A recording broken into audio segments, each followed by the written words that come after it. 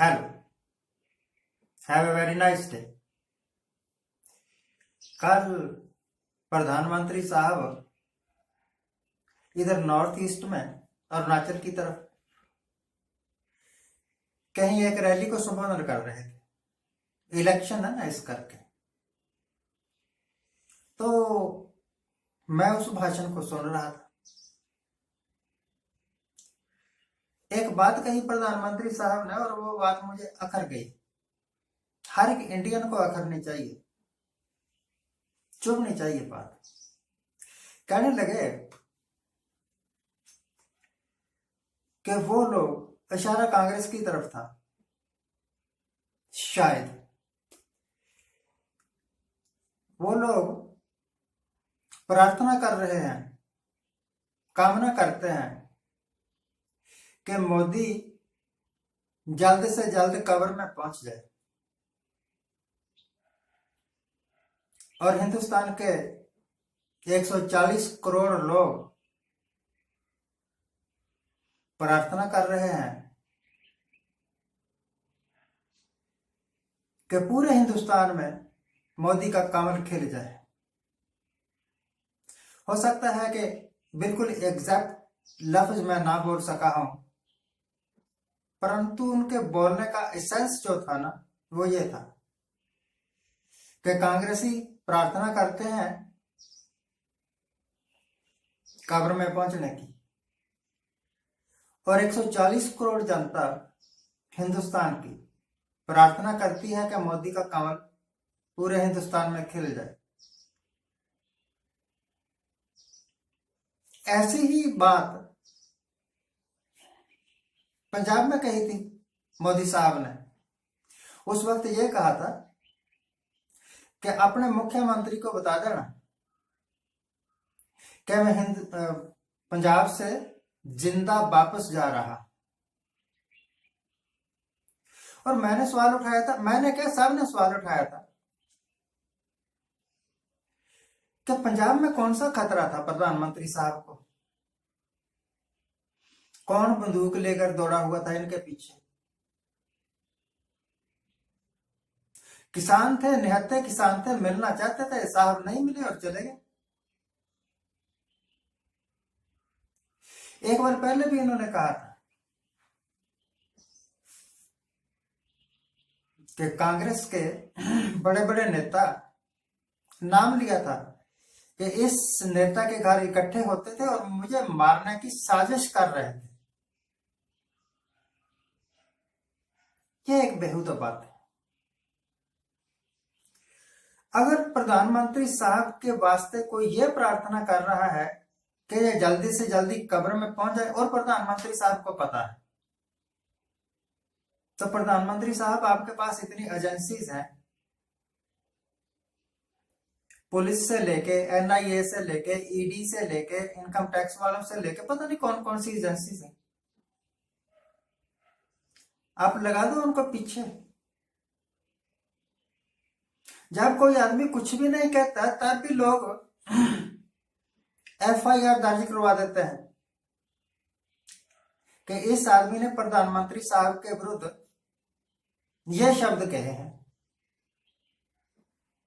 आजकल तो हिंदुस्तान में फैशन बन गया है कि एफआईआर दर्ज करवानी है कि ये आदमी ये शब्द बोलना, इससे मेरी धार्मिक भावनाएं आहत हो गई हैं, हो गई एफआईआर दर्ज। तो ये तो कत्ल का मामला बनता है सीधा सीधा, किसी को कब्र में पहुंचाना। आप क्यों नहीं एक्शन लेते और क्यों नहीं उस आदमी को पकड़ते, क्यों नहीं उस आदमी का नाम पब्लिक करते जो ये कह रहा है कि ये जल्दी से जल्दी कब्र में पहुंच जाए? हकीकत ये है कि आप हिंदुस्तान के प्रधानमंत्री हैं और बहुमत से बने हैं। आप इतने बुरे भी नहीं हैं कि कोई आपके मरने की प्रार्थना करता रहे। आपके मरने का किसी को क्या फायदा? अगर किसी, मैं जिंदा हूं, मेरे जीने का किसी को क्या फायदा? 72 साल हो गए मुझे, मैंने किसी का एक नए पैसे का फायदा नहीं किया, मुझे लगता है।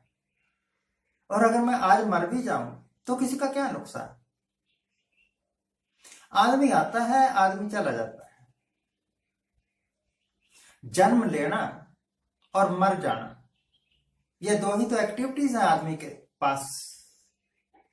बाकी जिंदगी तो आवागौन गई। एक देश का प्रधानमंत्री, और वो भी ऐसे देश का प्रधानमंत्री जो विश्व गुरु है, वो इतना डरपोक तो नहीं हो सकता कि पब्लिक में जगह जगह कहता फिर कि मेरी जान को खतरा है, मेरी जान को खतरा है, मेरी जान को खतरा। अगर भैया तेरे को अपनी जान का इतना ही खतरा है तो छोड़ो, प्रधानमंत्री कोई और बन जाएगा। आप आराम से कहीं हिमालय पर्वत में जाके समाधियां लगाओ, भगवान का भजन करो, अपना जीवन संवारो। यह एक बेसलेस बात है कि कोई प्रार्थना कर रहा है कि प्रधानमंत्री मर जाए। राजीव गांधी को लोगों ने मार दिया। कभी कहीं रिपोर्ट नहीं छपी कि कोई प्रार्थना कर रहा था कि राजीव गांधी तू मर जाए। इंदिरा गांधी को लोगों ने मार दिया। कभी कहीं किसी ने अरदास प्रार्थना नहीं की इंदिरा गांधी तू मर जा। जिन्होंने मारना होता है वो प्रार्थनाएं नहीं करते। और भगवान ने आपको लंबी उम्र दी है, आप क्यों डर रहे हैं। पहली तो बात यह है। और दूसरी बात यह है कि प्रधानमंत्री साहब उन बातों के बारे में बोलते हैं जिनका कोई मतलब नहीं, जिनका कोई बेस भी नहीं। वो कहते हैं कि कांग्रेस तो पूरे हिंदुस्तान से साफ हो चुकी है, तो हिमाचल में कैसे प्रधानमंत्री साहब ये कांग्रेस आ गई। रैलियां तो आपने भी यहां बहुत की थी, भाषण तो बड़े लच्छेदार दिए थे, यहां बीजेपी क्यों नहीं आई। और कई जगह आप पंजाब में क्यों साफ हो गए, रैलियां तो पंजाब में बहुत की थी। अगर सारे हिंदुस्तान के 140 करोड़ लोग आपके साथ है तो हिमाचल में आपकी सरकार नहीं बननी चाहिए थी, पंजाब में आपकी सरकार नहीं बननी चाहिए थी। आप APP आप, वहां बीजेपी कहां है, हिमाचल में बीजेपी कहां है। और अब जो रिजल्ट निकलेंगे वहां भी बीजेपी का पत्ता साफ होने वाला है। लोग वोट देते हैं काम पर, और आपने जो वोट ली थी वो प्रोपेगेंडा पर ली थी, काम पर नहीं ली थी।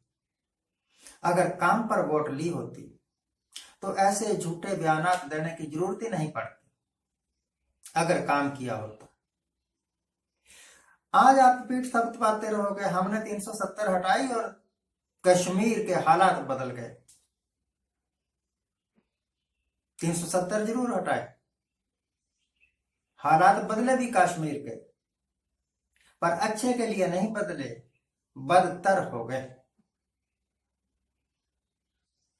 आप बोलिए देश के वास्ते, आप बोलिए कि धर्मांधता खत्म करो, आप बोलिए कि मुसलमानों को जिंदा जलाना बंद करो, आप बोलिए कि जितनी भी माइनॉरिटीज हैं वो भी हिंदुस्तान के उतने ही बड़े शहरी हैं, रिस्पेक्टेड शहरी हैं जितने हिंदू हैं। और हकीकत यह है कि हिंदू, मुस्लिम, सिख, ईसाई आपस में कोई बैर विरोध नहीं है, सब अच्छी तरह रहते हैं, भाई भाई की तरह रहते हैं। ये बैर विरोध आप लोग ही पैदा कर रहे हैं। बंद करिए ये सियासत के वास्ते लोगों को लड़ाना और मरवाना। Thank you very much for watching. मुझे हैरानी है कि इस टॉपिक पर रवीश कुमार जैसे बड़े पत्रकार नहीं बोले। क्यों नहीं बोले भगवान जानता है। बोलना चाहिए, विरोध करना चाहिए कि प्रधानमंत्री साहब आप यहाँ गलत हैं, it is wrong.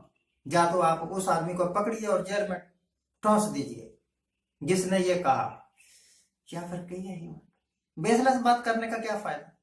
Thank you very much for watching. Keep watching, please subscribe my channel.